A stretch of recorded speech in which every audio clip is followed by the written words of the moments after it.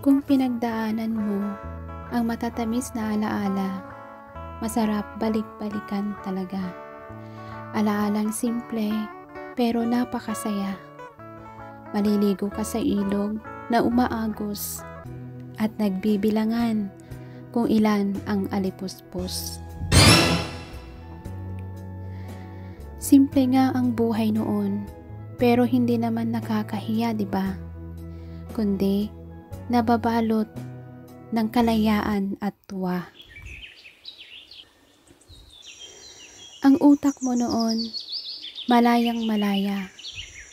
Pero ngayon, sangkatutak na utang na. Kung makapagbigay ng bulaklak, noon ang iniirog mo, preskong presko pa. Pero ngayon, makulay naman, pero plastic na. Oo, ang buhay ay weather na. Pero ang mahalaga, huwag kalimutan ang mabubuting gawa.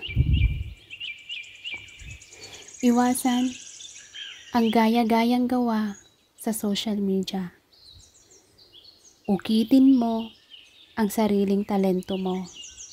At ito ang maglalandas sa'yo sa mga pangarap mo. Huwag mong kalimutan ang Diyos na may likha ng buhay mo dahil siya ang unang tutulong sa'yo. At hanggang sa muli, salamat sa iyong pakikinig. Maaari ko po bang hingin ang iyong pag-like at pag-subscribe bilang iyong suporta. Salamat ang nagmamahal kaibigan mo.